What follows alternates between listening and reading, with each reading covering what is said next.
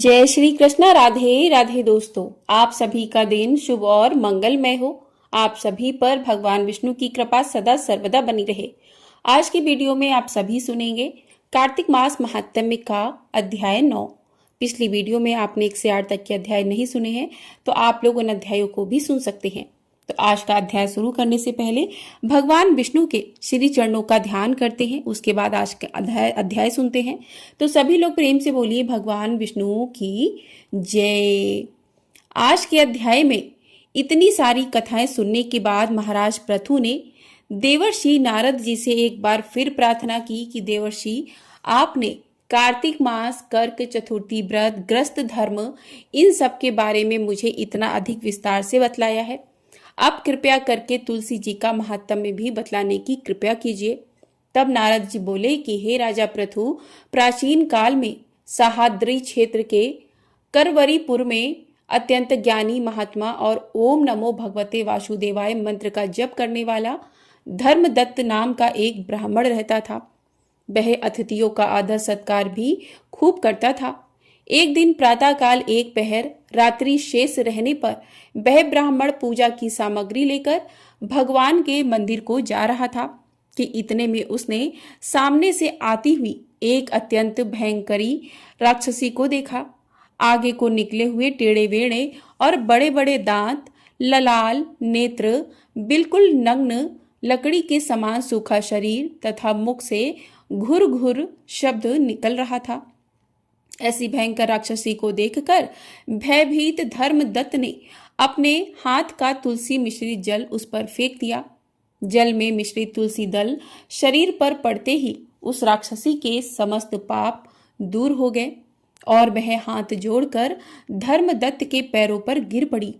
तब धर्मदत्त ने पूछा कि तू कौन है और किस पाप के कारण इस दशा को प्राप्त हुई है। अपने पापों से मुक्त हो चुकी वह राक्षसी कहने लगी कि सौराष्ट्र देश में भिक्षु नामक ब्राह्मण की मैं पत्नी थी। मेरा नाम कलहा था। मैं ना तो अपने पति से मीठे वचन बोलती थी और ना अच्छा भोजन और फल ही खाने को देती थी। इस व्यवहार से दुखी होकर जब मेरे पति ने दूसरा विवाह करने का निश्चय किया तो क्रोध में आकर मैंने विष खाकर अपना शरीर त्याग दिया। इसके बाद यमदूत मुझे बांधकर यमराज के पास ले गए। वहां चित्रगुप्त जी ने मेरे अच्छे बुरे कर्मों का लेखा जोखा बताते हुए यमराज से कहा कि हे महाराज, इसने अपने जीवन में कभी कोई शुभ कर्म नहीं किया है, सदैव अपने पति से द्वेष करती रही है। यह सुनकर यमराज ने आज्ञा दी, क्योंकि जिस बर्तन में यह पकाती थी उसी में खाती थी, इसलिए इसको पहले अपनी संतान को खाने वाली बिल्ली की योनि में भेजा गया। उसके बाद पति से द्वेष करने के कारण इसको विष्ठा खाने वाली शुक्री की योनि प्राप्त हुई। इसके बाद क्योंकि इसने आत्महत्या भी की है, इसलिए यह प्रेत योनि में जाए। सो महाराज, मैं 500 वर्षों से इसी योनि में फिर रही हूँ। भूख और प्यास से दुखी होकर एक वैश्य के शरीर में प्रवेश करके मैं कृष्णा और बेड़ी नदी के संगम पर गई।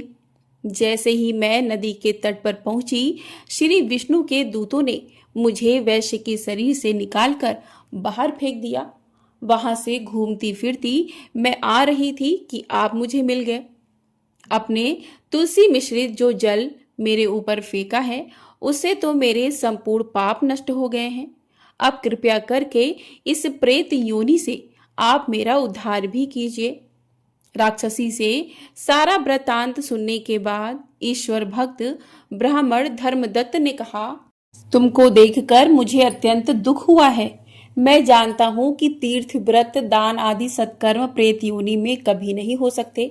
तुम्हारे पाप बहुत अधिक हैं और पुण्य ना के बराबर हैं। इसलिए मैंने अपने जीवन काल में जितना भी कार्तिक मास का स्नान और व्रत किया है, उसका आधा पुण्य मैं तुमको देता हूँ।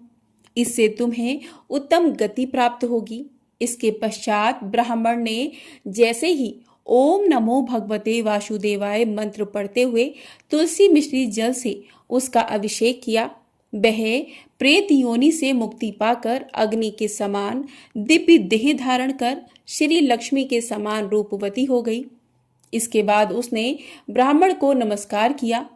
तभी भगवान विष्णु के पुण्यशील तथा सुशील नामक 2 दूत वहां पर आ गए और उसको विमान में बैठाकर बैकुंठ लोक ले गए। उन दूतों ने धर्मदत्त से कहा कि हे ब्राह्मण, निरंतर भगवान की भक्ति में लगे रहने के कारण तुम धन्य हो। तुम्हारे द्वारा कार्तिक मास के स्नान और व्रतों का आधा पुण्य दिए जाने के कारण ही इसकी मुक्ति हुई है।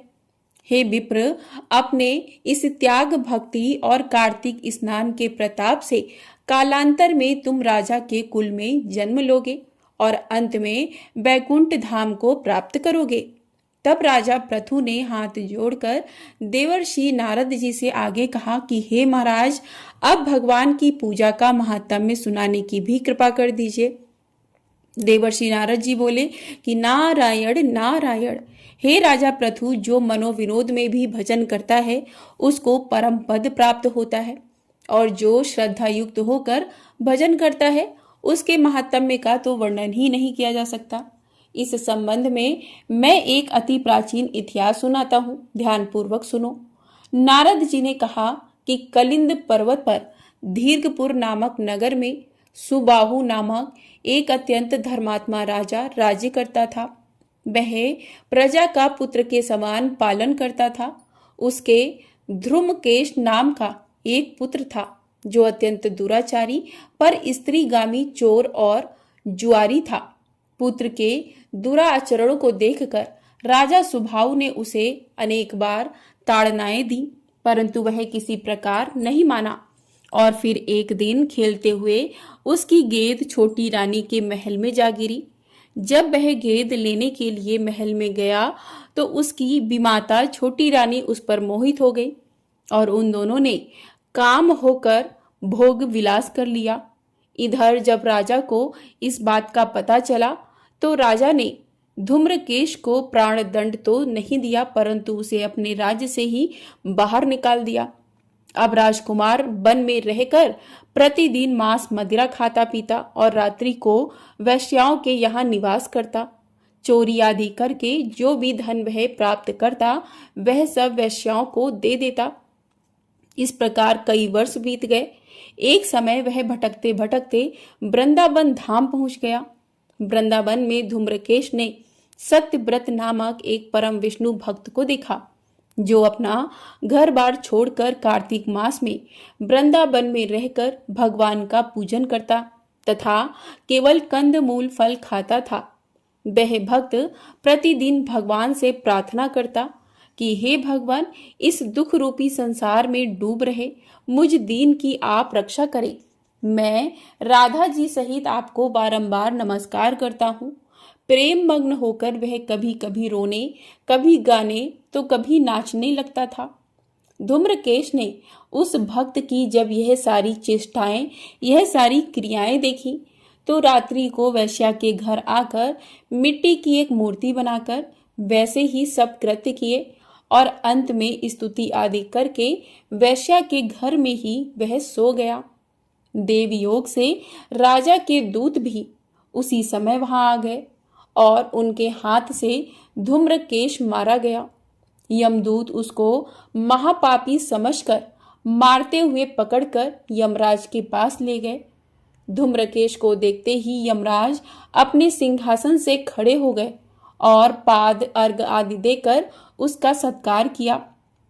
फिर अपने दूतों को फटकारते हुए कहने लगे कि तुमको धिक्कार है, जब हमने यह आज्ञा दी हुई है कि विष्णु भक्तों को यहाँ पर मत लाओ, फिर धूम्रकेश को यहाँ पर क्यों लाए?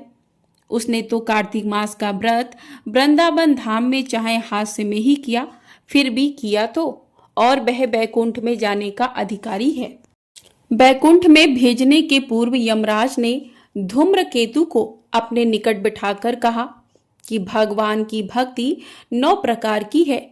उनकी कथा सुनने से राजा परीक्षित, कीर्तन से सुखदेव, स्मरण से प्रहलाद, पाद सेवा से लक्ष्मी, पूजा से पृथु, वंदना से अक्रूर, दास से भाव से अर्जुन तथा आत्मनिवेदन से राजा बलि जिस प्रकार परम पद को प्राप्त हुए हैं, उसी प्रकार चाहे हास्य से ही तुमने भगवान की पूजा की, मगर फिर भी तुम स्वर्ग के अधिकारी हो। यद्यपि अपने जीवन में किए गए पापों और दुष्कर्मों के कारण तुम घोर नरक के अधिकारी थे, परंतु क्योंकि तुमने कार्तिक मास में भगवान की पूजा की है, अतः अब निश्चय ही तुम्हें बैकुंठ प्राप्त होगा। कार्तिक मास में की गई भगवान की पूजा निरर्थक नहीं जाती है। जहाँ पर भगवान शालीग्राम है, वहीं पर गंडकी नदी तथा अन्य तीर्थ भी हैं।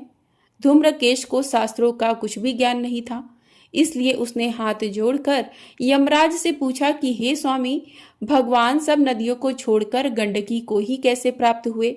कृपया करके मुझे बतलाइए। तब यमराज जी ने कहा कि किसी समय वेदशिरा नामक ऋषि सब लोगों के हित की कामना से श्री गंगा जी के तट पर तपस्या कर रहे थे। उनके इस घोर तप से भयभीत होकर इंद्र ने ऋषि की तपस्या भंग करने के लिए मंजू घोषा नाम की अप्सरा को भेजा। मंजू घोषा उस रमणीक स्थान में क्रीड़ा करती हुई अपने रूप और यौवन का प्रदर्शन करके हाव भाव दिखाने लगी। फिर उसी स्थिति में उसने मुनि के चरणों का स्पर्श किया तो उनके रोमांच खड़े हो गए। इसके बाद मुनि को अपने वशीभूत जान मंजू घोषा ने अपनी दोनों भुजाएं उनके गले में डाल दी। तब क्रोधित होकर मुनि ने श्राप दे डाला कि तुम मुझे इस संसार सागर में डालने को उद्धत हुई हो, इसलिए नदी बन जाओ।